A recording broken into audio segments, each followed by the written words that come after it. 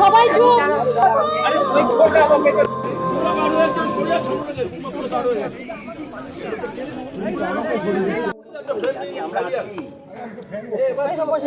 প্রিয়াঙ্কার হাতটা বাঁধা সহজ হলো। ফার্স্ট বাচ্চার চিৎকারটা শুনতে পেলাম, প্রিয়াঙ্কা বললে একটু নাকটা চুলকে দেবে। স্বামী রাহুলের মৃত্যুর শোকে টানা 6 দিন এক কাপড়ে আছেন অভিনেত্রী প্রিয়াঙ্কা সরকার। এবার 6 দিন পর প্রকাশ্যে এসেছেন প্রিয়াঙ্কা সরকার। জীবনটা যে এভাবে থমকে যাবে তা হয়তো কোনোদিনও কল্পনা করেননি টলিউডের পরিচিত মুখ প্রিয়াঙ্কা।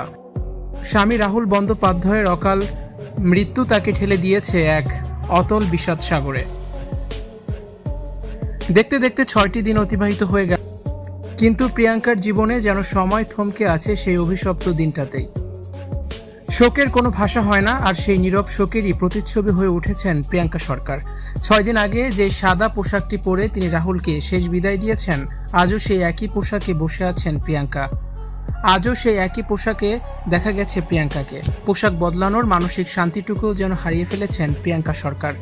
আর তার ফ্যাকাশে মুখ আর চোখের দিকে তাকালে পাষাণ হৃদয়ও ডুকরে ডুকরে কেঁদে ওঠে। প্রিয় মানুষের চলে যাওয়া যে কতটা নিঃস্ব করে দিতে পারে, প্রিয়াঙ্কা তার এক জীবন্ত উদাহরণ। গত 6টি রাত প্রিয়াঙ্কার চোখে এক ফোঁটাও ঘুম নেই। রাহুলের সাথে কাটানো প্রতিটি মুহূর্ত, ছোট ছোট স্মৃতিগুলো তাকে কুড়ে কুড়ে খাচ্ছে। যে ঘর একসময় হাসি গল্পে মুখরিত থাকতো, আজ সেখানে কেবলই শূন্যতা। রাতের নিস্তব্ধতায় রাহুলের গলার স্বর যেন আজও তার কানে বাজে। এই স্মৃতিগুলোই আজ তার রাতের ঘুম কেড়ে নিয়েছে। গত কয়েকদিন ধরে প্রিয়াঙ্কা কিছুই খাচ্ছেন না, কেবল বেঁচে থাকার জন্য যতটুকু প্রয়োজন ঠিক ততটুকুই মুখে তুলছেন তিনি। সবাই বোঝানোর চেষ্টা করলেও প্রিয়াঙ্কা যেন এক অজানা ঘোরের মধ্যে বাস করছেন। 6 দিন পর স্বামীর হত্যার বিচার চেয়ে মামলা করতে এসেছেন প্রিয়াঙ্কা সরকার।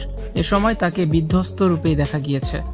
ভিউয়ার্স, প্রিয়াঙ্কাকে দেখে আপনাদের কি মন্তব্য অবশ্যই কমেন্ট বক্সে জানান এবং ভিডিওটি অবশ্যই শেয়ার করার অনুরোধ রইল।